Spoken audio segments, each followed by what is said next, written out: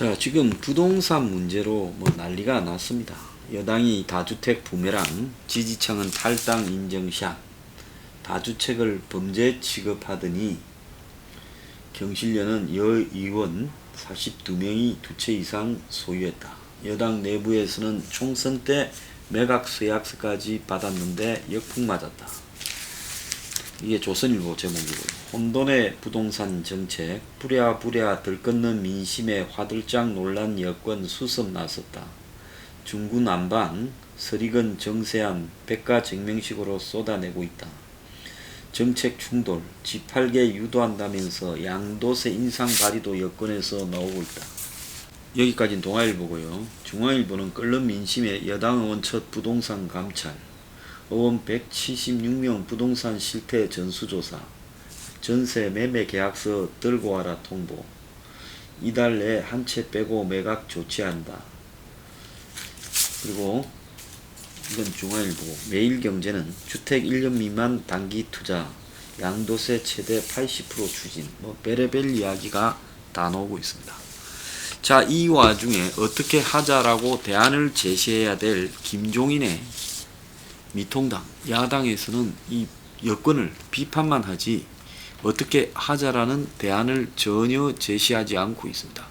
그들도 따져보면 오히려 비율로는 민주당 의원보다 다주택자가 미통당 의원이 더 많을 거라고 보고 있습니다.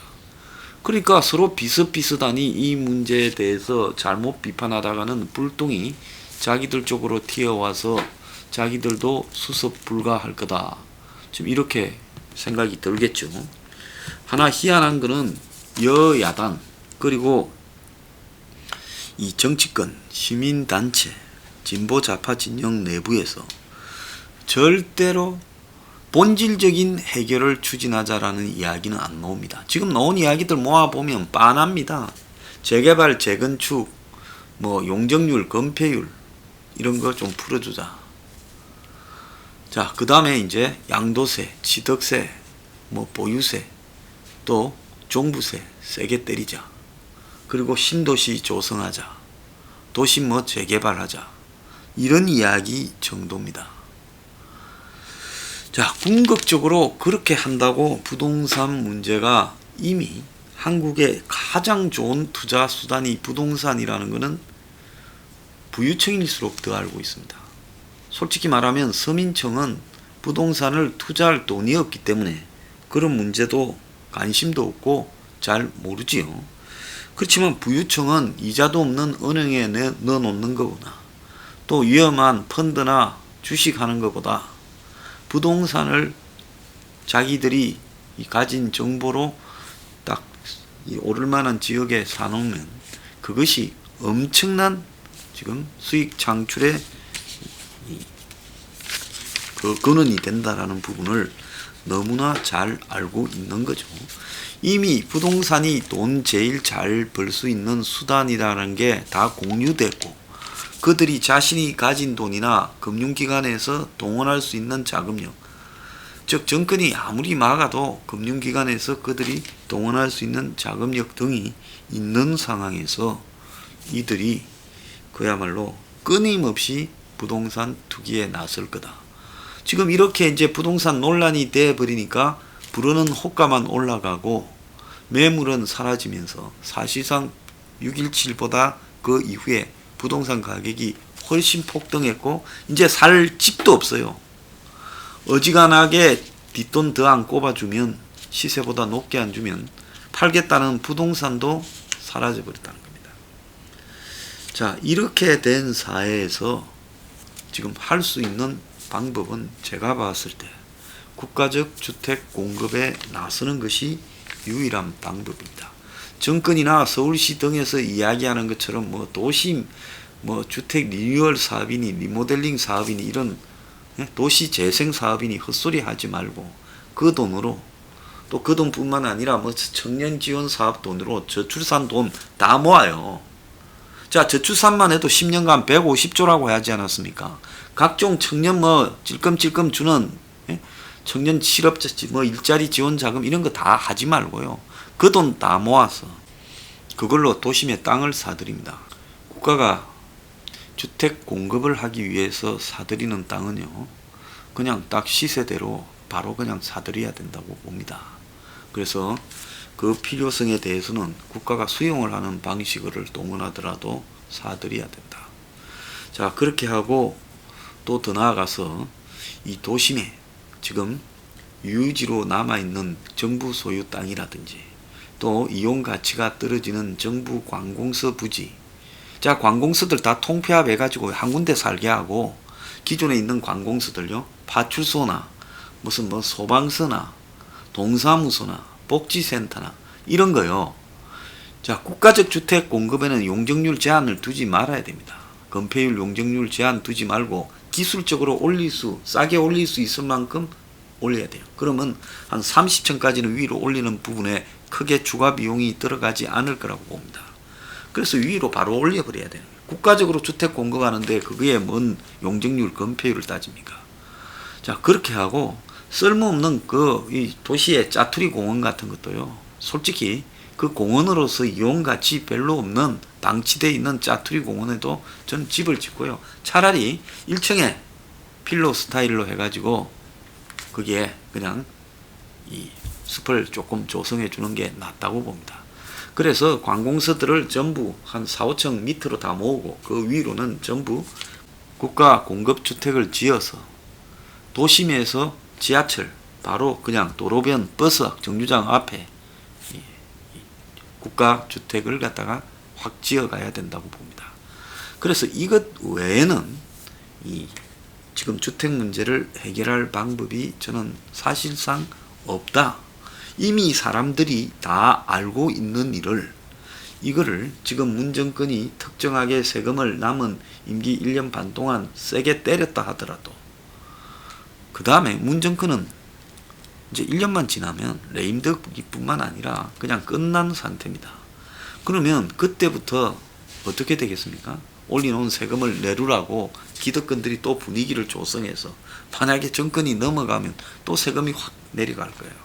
그러니까 이 세금 문제로 이 문제를 근본적으로 해결하지 못한다는 거고, 자, 공급으로 해결해야 된다는 건 다 일치하는데 재개발 재건축이나 민간 공급에 맡겨서 살 수 있는 가격의 주택이 공급되지 않는다.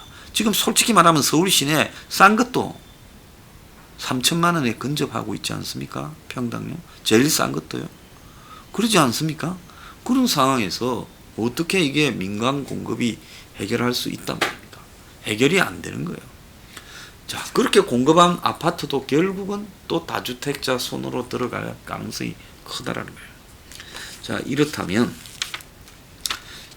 왜 국가적 아파트 공급 문제에 대해서 좌파 진보 진영이나 정의당이나 심지어 참여연대나 경실련조차도 말하지 않는 걸까요? 경실련은 지금 이 부동산 폭등에 대해서 요즘 폭로하고 여당을 압박하는 역할을 수행하고 있는데, 그러면 경실련이 생각할 때 이 문제를 근본적으로 해결하는 대안은 뭐라고 생각하고 왜 말을 안 합니까? 대한민국에서 국가적 아파트 공급을 입에 꺼내는 순간에 그때부터 좌파로 몰리거나 또 마치 이 기득권에 의해서 완전히 위험 집단으로 낙인 찍히는 걸 두려워해서 그런 거 아니겠습니까? 왜 대한민국에서 앵그리블루 황장수만이 이 문제를 제기하고 있는가? 이 부분에 대해 여러분들은 좀 생각을 해보길 바랍니다. 이 문제를 이야기하는 순간에 바로 기득권이 작살낸다는 거예요. 대한민국에는 진보 좌파도 기득권이다. 그거는 가수 안치환이 어제 아이러니라는 노래를 통해서 조롱을 하지 않았습니까? 그래서 기득권이 돼버린 진보 좌파에서는 그들도 부동산을 가지고 있을 건데, 윤미향이 안 보세요. 부동산에서 돈 벌었지 않습니까? 조국 안 보세요. 부동산에서 돈 벌었지 않습니까? 그러니까 대한민국에서 가장 진보 좌파인 척 하는 사람들도 부동산에서 돈 벌고 사모펀드 가지고 개입해서 돈 벌고 하는 수준인데, 자, 그들이 이런 부동산 정책을 서민들을 위해서 그야말로 국가적 아파트 공급 같은 본질적인 해결책을 추구하는 대안을 낼 리가 없죠. 자, 그런 본질적인 해결책을 갖다가 내어서 그것이 그야말로 한국의 이 고통받는 진짜 80% 이상의 국민이 고통받는 아파트 문제를 해결하자. 자, 집 한 채 갖고 있으면 뭐합니까? 자식이 결혼하면 당신들 집 내주고 고시원 가서 살 겁니까? 아니면 자식하고 집에서 같이 살 겁니까? 자식 집을 마련해 줄 방식이 있습니까? 그러니까 집 한 채 있다고 지 집값 좀 올라갔다고 기득권이 된 양, 내 재산이 늘어난 양 좋다고 박수치면 나중에 그 재앙이 여러분한테 그대로 돌아가는 겁니다. 한 채 있는 사람이 그래 팔았다 칩시다. 팔아서 돈 좀 남겼다 칩시다. 그러면 어디 가서 살 겁니까?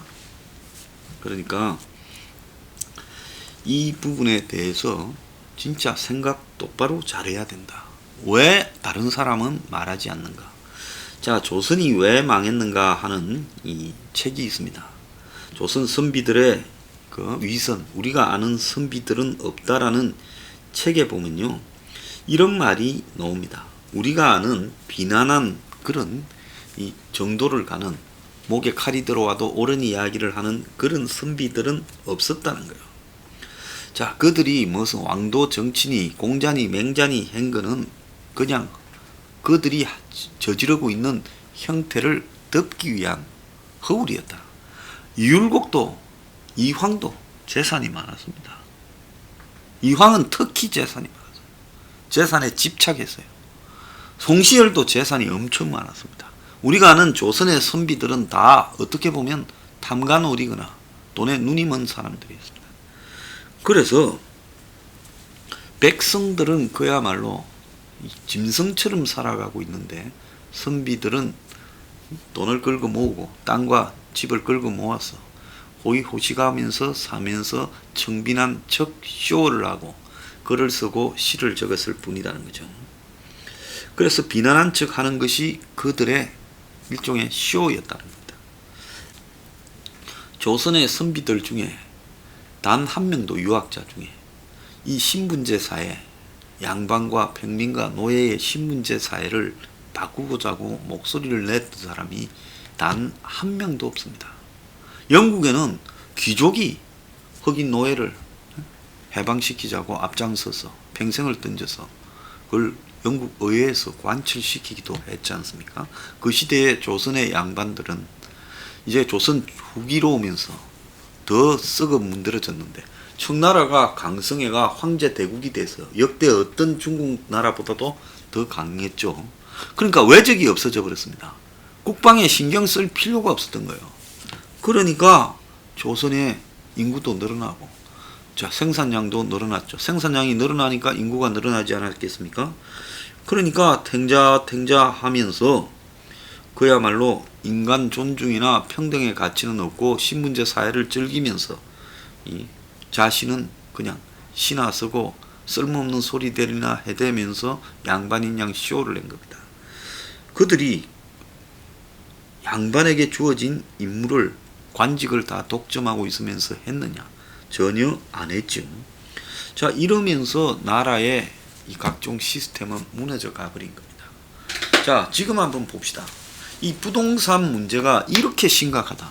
제가 부동산 문제가 문재인 정권 들어서 계속 부동산 가격이 올라가고 폭등하고 모두가 고통을 겪을 거라고 그렇게 뉴스 브리핑에서 이야기했는데 관심들도 없다가 이번에 이제 6.17 조치 이후에 이제 부동산에 대한 분노가 30, 40대들이 부동산을 대출받아서 전세 대출을 받아서 살 수 있는 기회가 막혀버렸다 하니까 그 30, 40대들이 자기가 집을 부동산 자기도 한번 이 부동산을 통해서 돈 버는 일회의 기회를 가지려 했는데 너네들은 다 벌어먹고 50대 60대 왜 30, 40대 우리도 한번 벌어먹으려고 하는데 그 기회를 막는다라는 부분에서 30, 40대의 광범위한 분노가 보수 언론의 자극도 있고 해서 터져서 지금 이래 시끄러운 거 아니겠습니까?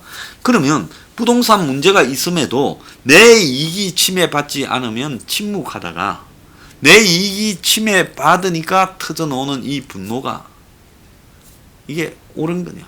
옳지 않지요. 솔직히 말하면 요즘 갑자기 새삼스러운 일인 양 난리를 치는 이 분노도 저는 순수한 분노가 아니다라는 겁니다. 자, 너네들은 벌어먹고 내가 벌어먹으려고 하니까 왜 내 기회를 막느냐. 자, 제가 이런 분들한테요, 근본적으로 당신의 기회가 박탈당했다고 문제 삼지 말고 제도를 고쳐서 국가적 아파트 공급으로 이 문제를 해결해야 된다. 이 문제에 대해서 왜 노력하지 않는가 하는 부분에 대해 제가 이야기를 하고 싶습니다. 우리는 세상의 모든 문제들을요, 정확하게 분노를 문제의 핵심에 폭발시켜야 해결될 수가 있습니다. 근데 지금 나타나는 부동산 분노는 나도 한번 벌어먹자. 왜 내만 못 벌어먹게 하느냐. 이거 아닙니까? 이래서는 이 문제가 절대 해결 안 된다는 겁니다. 그래서 근원이 뭐냐라는 것을 정확하게 인식하고 국가적 아파트 공급 문제를 관철시키도록 해야 된다는 겁니다.